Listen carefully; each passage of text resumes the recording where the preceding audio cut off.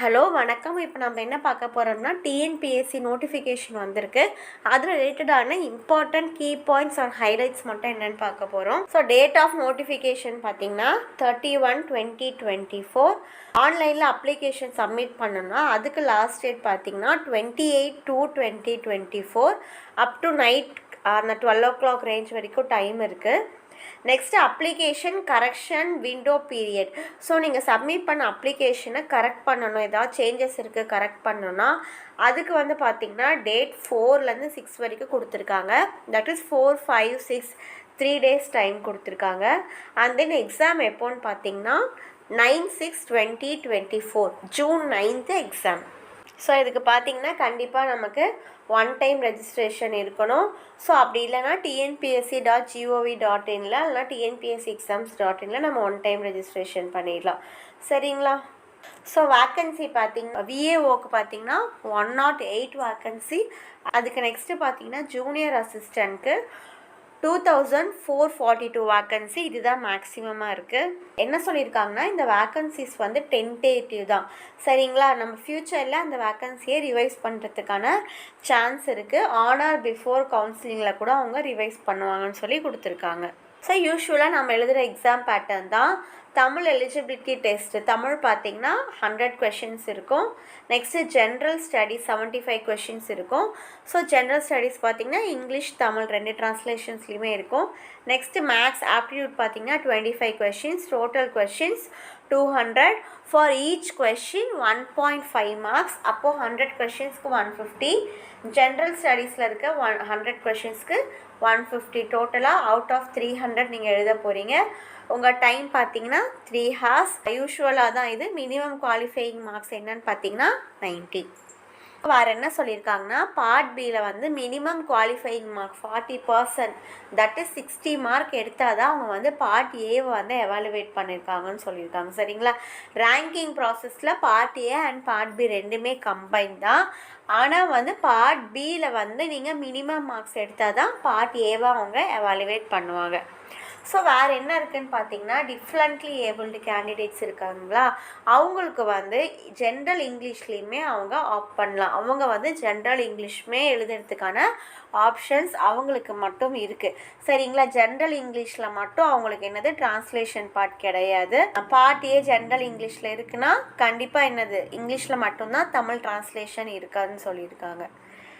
இது வந்து பார்த்திங்கன்னா டிஃப்ரெண்ட்லி ஏபிள்டு கேண்டிடேட்ஸ்க்கு மட்டும் இந்த சாய்ஸ் இருக்குது.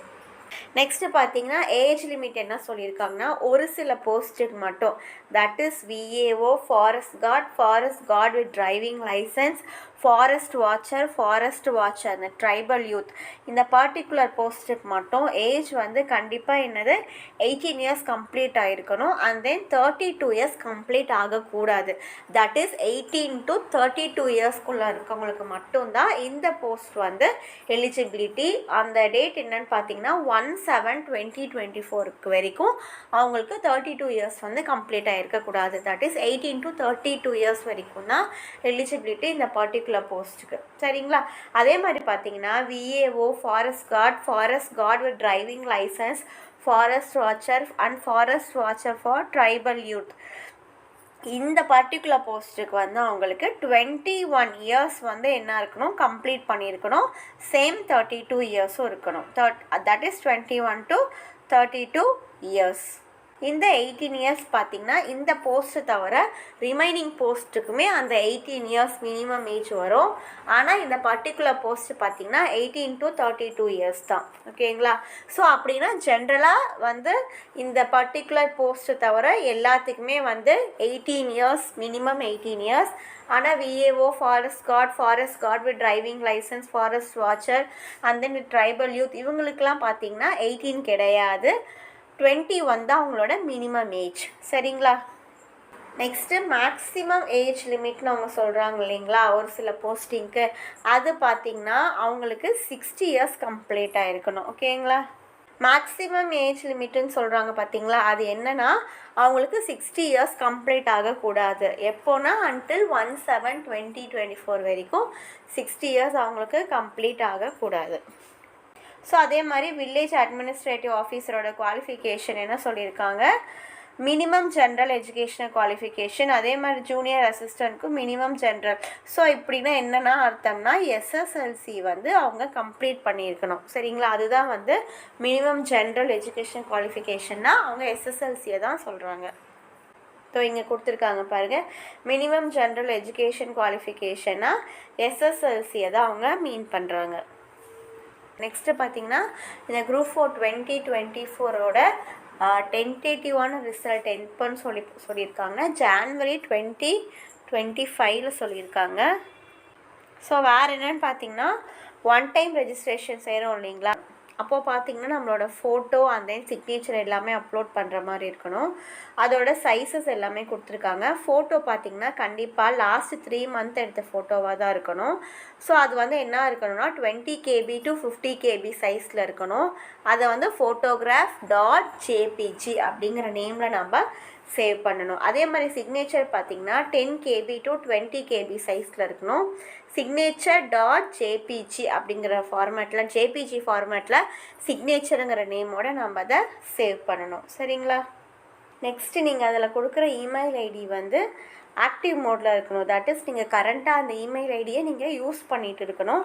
அப்படி அந்த மாதிரி இமெயில் ஐடி இல்லைன்னா நீங்கள் ஒரு புதுசாக ஒரு இமெயில் ஐடியை க்ரியேட் பண்ணி அதை ரெஜிஸ்டர் பண்ணலாம். சரிங்களா, அதே மாதிரி நீங்கள் கொடுக்குற மொபைல் நம்பரும் நீங்கள் ரெஜிஸ்டர் பண்ணுற மொபைல் நம்பருமே ஆக்டிவில் இருக்கணும். அந்த சேம் டைம் உங்களோட ஒன் டைம் ரெஜிஸ்ட்ரேஷனை நீங்கள் ஆதாரில் கண்டிப்பாக லிங்க் பண்ணணும். That is mandatory. ஸோ அதுதான் linking Aadhaar number with one time registration வந்து இஸ் மேண்டட்டரி. அதே மாதிரி நீங்கள் கொடுக்குற ஆதார் டீட்டெயில்ஸ் எல்லாமே அவங்களோட ரெபாசிட்டரியில் சேவ் ஆகிடும். ஸோ ஃப்யூச்சராக நீங்கள் திரும்ப டிஎன்பிஎஸ்சிக்கு அப்ளை பண்ணுறப்பலாம் நீங்கள் வந்து அதை ரெஜிஸ்டர் பண்ணுற மாதிரி இருக்காது. ஆல்ரெடி நீங்கள் ரெஜிஸ்டர் பண்ணதுனால ஆல்ரெடி உங்களுக்கு ஷோ ஆகும், நீங்கள் அதில் ஈஸியாக ரெனியூ பண்ணலாம். ஸோ ஒன் டைம் ரெஜிஸ்ட்ரேஷன் அப்போ என்னென்ன டீட்டெயில்ஸ் கேட்கணும், SSLC register number, certificate, month and year of passing, medium of instruction, name of the board, state board or CBSE அந்த மாதிரி டீட்டெயில்ஸ் தான் அதில் கேட்கும். ஸோ நீங்கள் ஒன்ஸ் நீங்கள் ராங்காக ரெஜிஸ்டர் பண்ணிங்கன்னா உங்கள் அப்ளிகேஷன் ரிஜெக்ட் ஆகிறதுக்கான சான்சஸ் இருக்குது. ஸோ இங்கே பார்த்தீங்கன்னா வேறு ஒரு இன்ஸ்ட்ரக்ஷன் சொல்லியிருக்காங்க, if the photograph is not available in digital format, உங்ககிட்ட வந்து ஒரு சாஃப்ட் காப்பியாவோ ஒரு டிஜிட்டல் ஃபார்மேட்டில் உங்கள் பாஸ்போர்ட் சைஸ் ஃபோட்டோ இல்லை, அப்படி இல்லை நீங்கள் ஹார்ட் காப்பியாக தான் கையில் வச்சுருக்கீங்க அப்படின்னா நீங்கள் வந்து பார்த்தீங்கன்னா ஒரு பிளைன் ஒயிட் பேப்பரில் அந்த ஃபோட்டோவை நீங்கள் பேஸ்ட் பண்ணிவிட்டு நீங்கள் வந்து உங்கள் மொபைலில் அதை வந்து ஸ்கேன் பண்ணலாம். ஓகேங்களா, நிறைய ஸ்கேனர் ஆப்பெல்லாம் இருக்குது. ஸோ ஏதாவது ஒரு ஆப் யூஸ் பண்ணி உங்கள் மொபைல் ஃபோனில் அந்த ஃபோட்டோவை ஸ்கேன் பண்ணலாம்.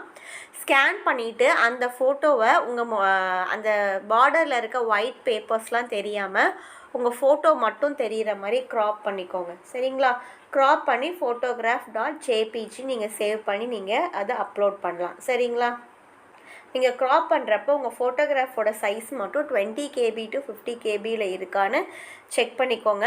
நீங்கள் உங்கள் மொபைலில் ஃபோட்டோ எடுக்கிறதுனால அந்த சைஸ் பார்டரில் க்ராப் பண்ணுறதுனால 20 KB to 50 KBயில் இருக்கும். அப்படி நீங்கள் செக் பண்ணிவிட்டு அதை அப்லோட் பண்ணணும். சரிங்களா, அதே மாதிரி நீங்கள் வந்து பார்த்திங்கன்னா உங்கள் மொபைல் ஃபோனில் எடுத்த அந்த செல்ஃபிஸ், ஃபேமிலி ஃபங்க்ஷனில் எடுத்த ஃபோட்டோ, டூரிஸ்ட் பிளேஸில் வெளியில் எடுத்தது, அது எதுவுமே வந்து இஸ் நாட் அக்செப்டபிள். சரிங்களா, அதே மாதிரி சிக்னேச்சருக்கு பார்த்திங்கன்னா ஒரு பாக்ஸ் ட்ரா பண்ண சொல்லியிருக்காங்க. 6 into 2 centimeterல ஒரு பாக்ஸ் ட்ரா பண்ணி அந்த பாக்ஸில் வந்து நீங்கள் blue or black ink pen use பண்ணி நீங்கள் சைன் பண்ணி ஏதாவது ஒரு ஸ்கேனர் ஆப்பை யூஸ் பண்ணி நீங்கள் அந்த சிக்னேச்சரை வந்து ஃபோட்டோ எடுத்து அந்த சிக்னேச்சர் மட்டும் இருக்க மாதிரி நீங்கள் க்ராப் பண்ணிக்கோங்க. க்ராப் பண்ணி நீங்கள் அதை அப்லோட் பண்ணலாம். ஆனால் அது வந்து 10 KB to 20 KBயில் இருக்கான்னு செக் பண்ணிக்கோங்க. ஸோ அதை வந்து சிக்னேச்சர் தான் நீங்கள் சேவ் பண்ணணும். எக்ஸாமினேஷன் ஃபீஸ் பார்த்திங்கன்னா 100 rupees. ஓகேங்களா, ஆன்லைன் அப்ளிகேஷன் நம்ம சப்மிட் பண்ணுறப்ப நம்ம பே பண்ணுற மாதிரி இருக்கும். சரிங்களா, ஒரு சில கேட்டகரிஸ்க்கு வந்து ஃபீஸ் எக்ஸம்ஷன் இருக்குது, அவங்களுக்கு ஃபீஸ் கிடையாது. Thank you, all the best for your exam.